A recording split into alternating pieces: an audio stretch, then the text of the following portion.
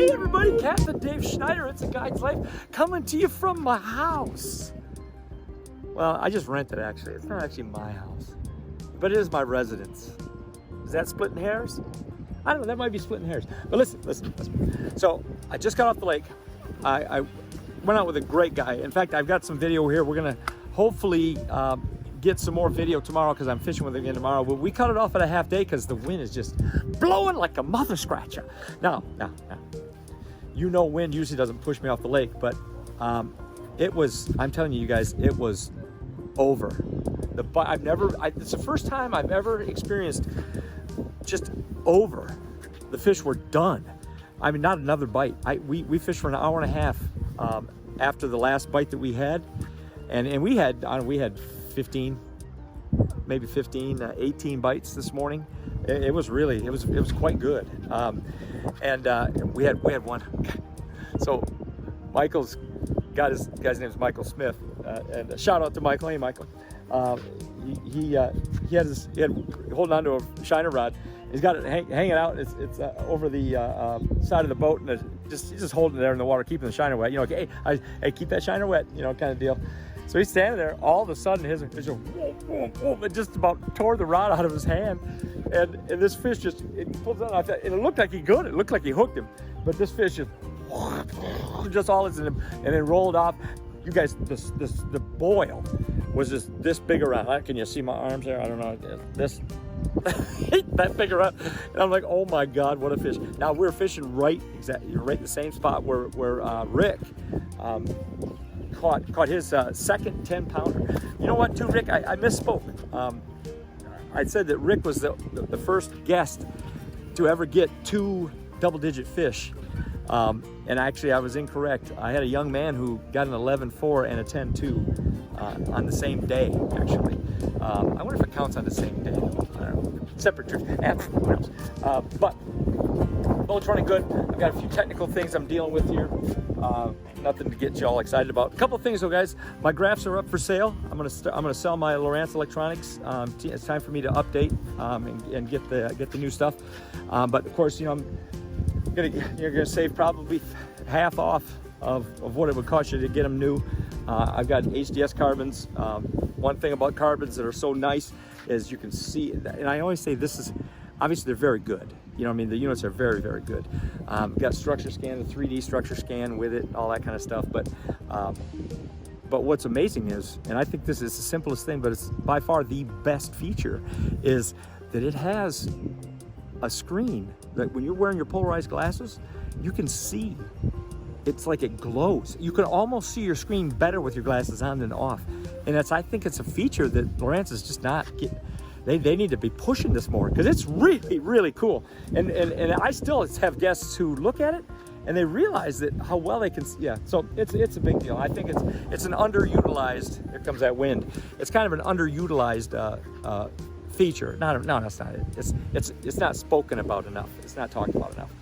So not utilized. It's, you know what, I'm not gonna bore you with any more of that. So FYI on that. Also guys, I'm fishing full time here, all right? I'm fishing my during the week whenever, and I've got things worked out. So on days when I'm not fishing, I'm teaching and so on and so forth.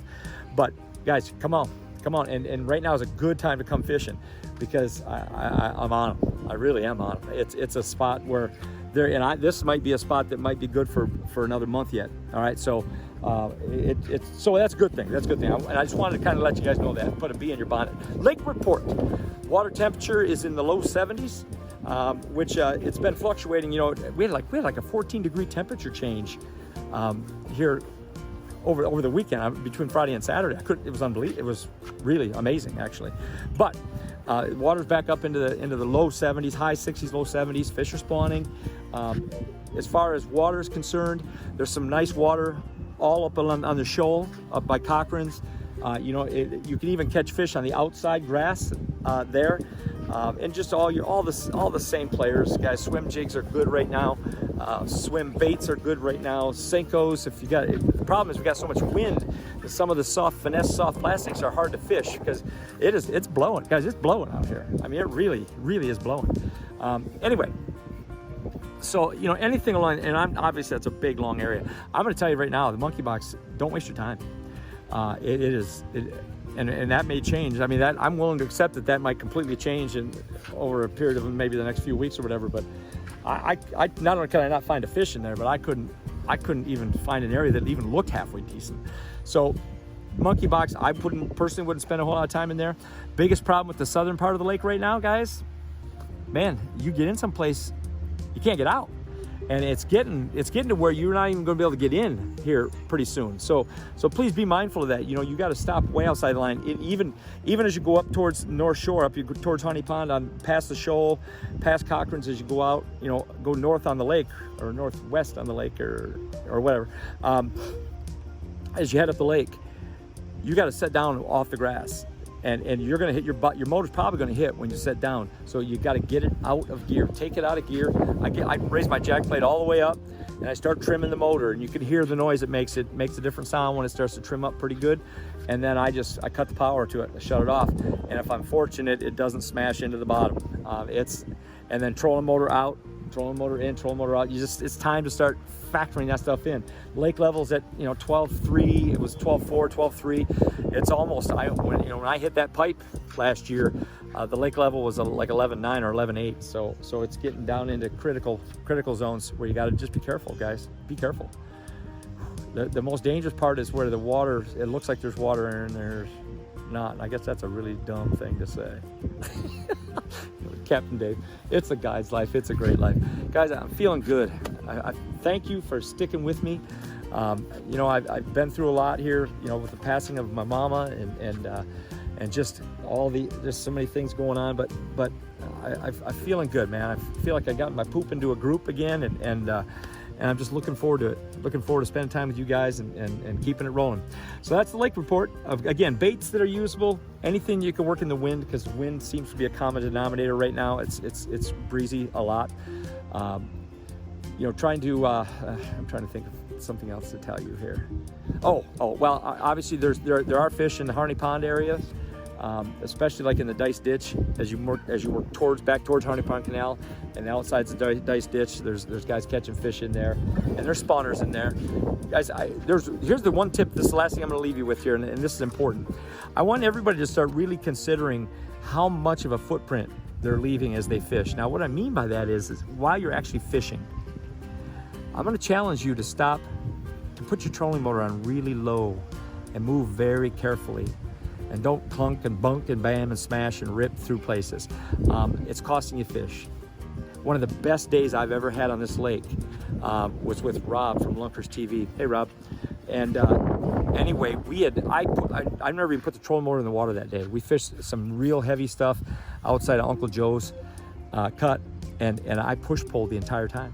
And I push-pull a little ways, stop, fish all the holes around it, push-pull 3 or 4 poles ahead again, move two boat lengths and stop and fish again.